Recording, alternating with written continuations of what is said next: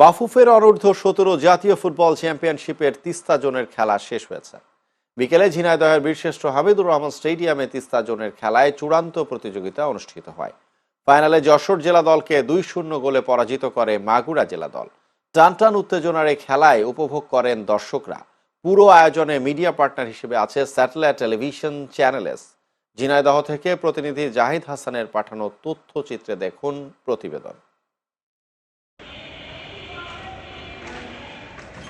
গত 22 ডিসেম্বর ঝিনাইদহ ও নড়াইল ফুটবল একাদশের খেলার মধ্য দিয়ে যাত্রা শুরু করে অনূর্ধ্ব 17 জাতীয় চ্যাম্পিয়নশিপ ফুটবল লীগ। বীরশ্রেষ্ঠ হামিদুর রহমান স্টেডিয়ামে এরপর একে একে খেলায় অংশ নেয় খুলনা বিভাগের 8টি দল। নতুন বছরের প্রথম দিন বৃহস্পতিবার অনুষ্ঠিত হয় তিস্তা জোনের সমাপনী ম্যাচ।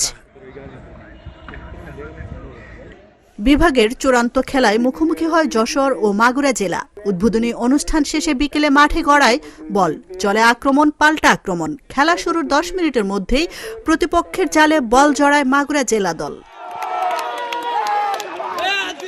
গোল পরিশোধ করতে মরিয়া হয়ে ওঠে যশোর, চলে আক্রমণ পাল্টা আক্রমণ। প্রথমার্ধ শেষ হলেও গোল পরিশোধ করতে না পারায় দ্বিতীয়ার্ধের শুরু থেকেই আক্রমণ চালায় যশোর দল। গোল করতে মরিয়া হয়ে ওঠে দলটির রক্ষণ ভাগ দুর্বল হওয়ায় আবারও গোল হজম করতে হয় তাদের। শেষ পর্যন্ত 2-0 গোলে চ্যাম্পিয়ন হয় মাগুরা জেলা দল।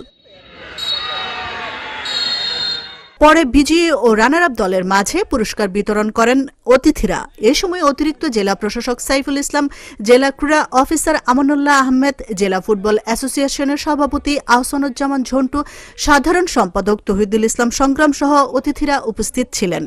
বাংলাদেশ ফুটবল ফেডারেশনের উদ্যোগে অনূর্ধ্ব 17 ফুটবল টুর্নামেন্ট সারা বাংলাদেশের ন্যায় ঝিনাইদহ বীরশ্রেষ্ঠ হামিদুর রহমান স্টেডিয়ামে বাংলাদেশের প্রথম ভেন্যু হিসেবে এখানে শুরু হয়। 22 তারিখে মাগুরা জেলা দল 2-0 গোলে জয়লাভ করে তারা বিজয় অর্জন করেছে এবং ফাইনাল রাউন্ড খেলার যোগ্যতা অর্জন করেছে। চ্যাম্পিয়নশিপের আজকের ফাইনাল খেলায় মাগুরা বনাম যশোর অনুষ্ঠিত হয়।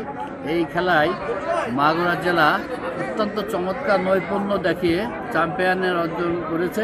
মাগুরার খেলা অত্যন্ত ভালো খেলেছে, ছোট ছোট ছেলেরা খুব সুন্দর খেলেছে, তারা ভালো খেলে জিতেছে। প্ল্যাটফর্মে আন্তর্জাতিকভাবে এই পাইপলাইনে এই 17 খেলা আমাদের নিশ্চয়ই উৎসাহ এবং দারুণভাবে প্রভাব ফেলবে এবং ভবিষ্যতে বাংলাদেশ স্পোর্টস এগিয়ে যাবে। আমরা আশা করব আগামী বিশ্বকাপে আমরা যাতে আমাদের দলকে এগিয়ে নিয়ে যাওয়ার জন্য যতটুকু চেষ্টা বাংলাদেশ ফুটবল সহ আমরা যারা গ্রাসরুট পর্যায়ে কাজ করছি বিভিন্ন ডিস্ট্রিক্টে তারা আমরা সচেষ্ট থাকবো বলে আমি এই ধরনের আশা ব্যক্ত করছি।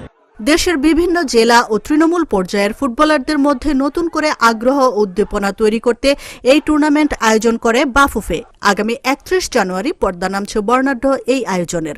পুরো আয়োজনে মিডিয়া পার্টনার হিসেবে আছে স্যাটেলাইট টেলিভিশন চ্যানেল এস।